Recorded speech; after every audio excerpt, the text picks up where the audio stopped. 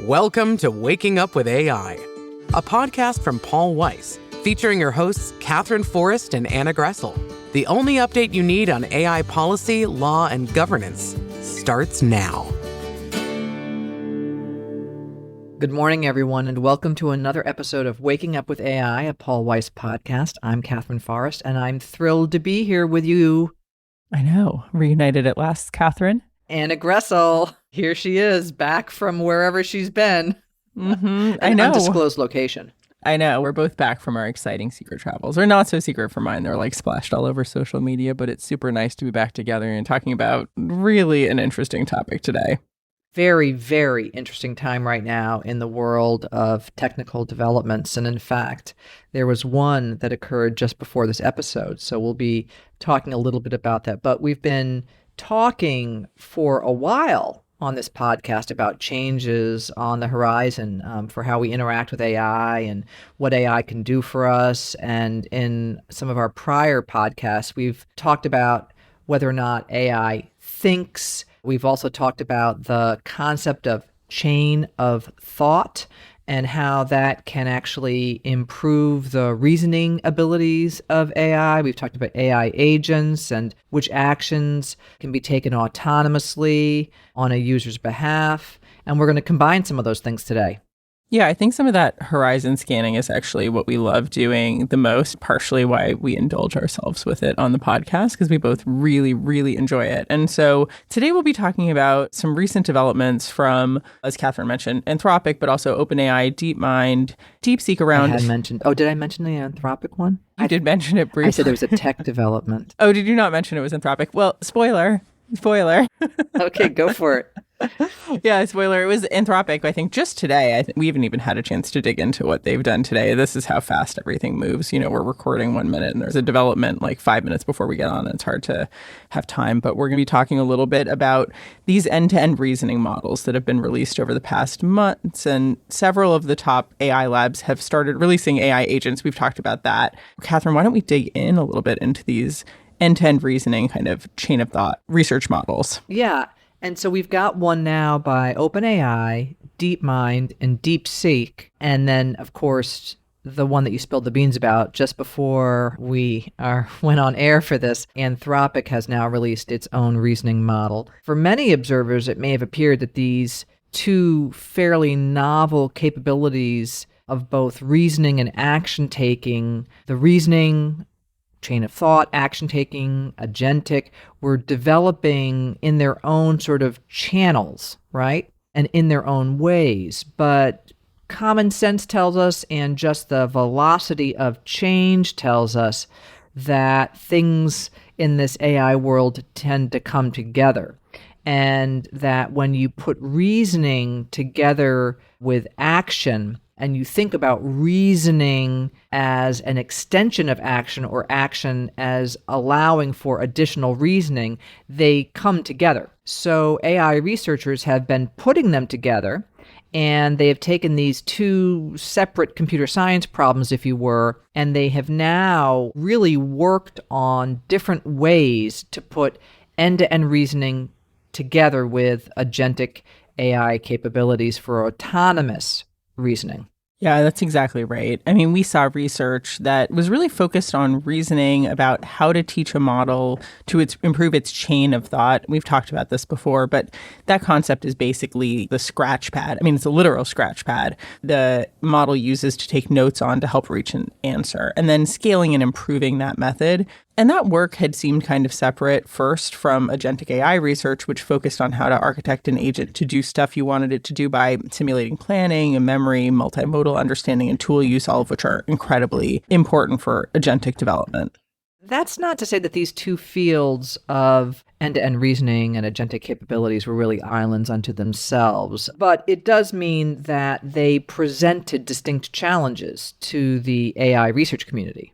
Yeah, and I think that chasm has collapsed in on itself a little, or at least a pretty good bridge was built across it a few weeks ago with OpenAI's newest agentic offering. Not Operator, which came out towards the end of January, but actually a model or product called Deep Research, which came out in February after DeepSeek set the world abuzz. And by the way, DeepMind also has a tool they call Deep Research, which came out in December.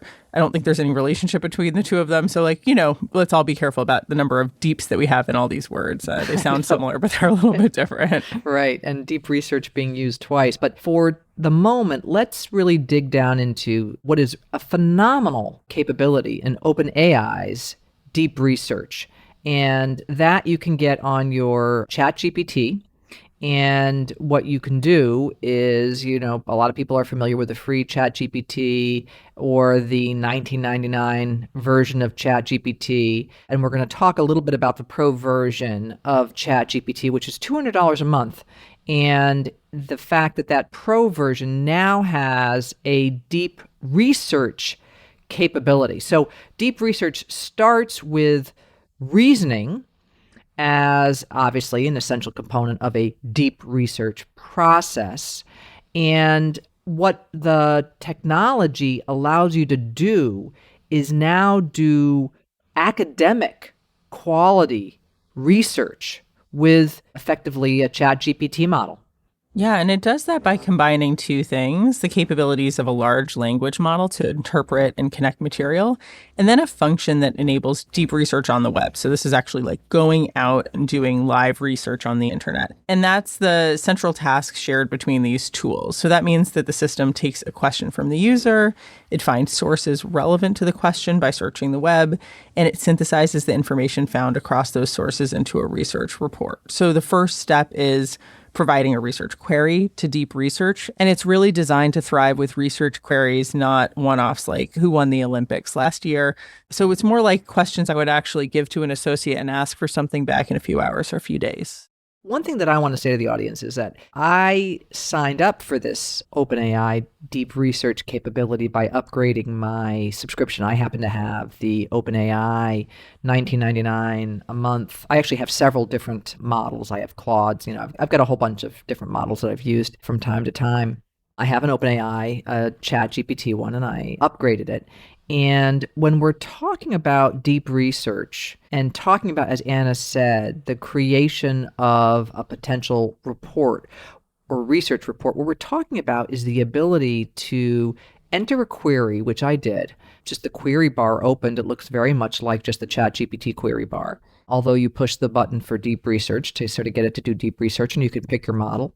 And so it's running on the O3 model, the O3 Mini or the O3 High. You could run it on a different one, but that's the one that people are really excited about. In fact, with that O3 model, it's the first time that you can really use that O3 model.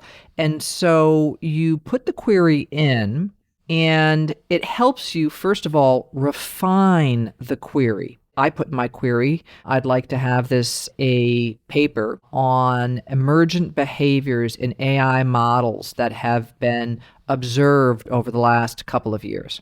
So it wrote back and it said, before I do this, I'd like to understand whether or not you would like to have it in an academic style or just a readable sort of narrative style, what kind of footnote style you want, and if you have any particular other instructions. And so my other instruction was, I said I want it in an academic style. I wanted it to actually have Chicago Manual of Style footnotes, and that my other instruction was that I wanted completely footnoted and linked.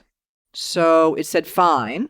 It said, I can do this. I'll get back to you when I'm done and it's ready for your review. Now, what's interesting is it took about 10 minutes. And what this model is doing is it's running on the O3 large language model capability, and it's doing this extensive research.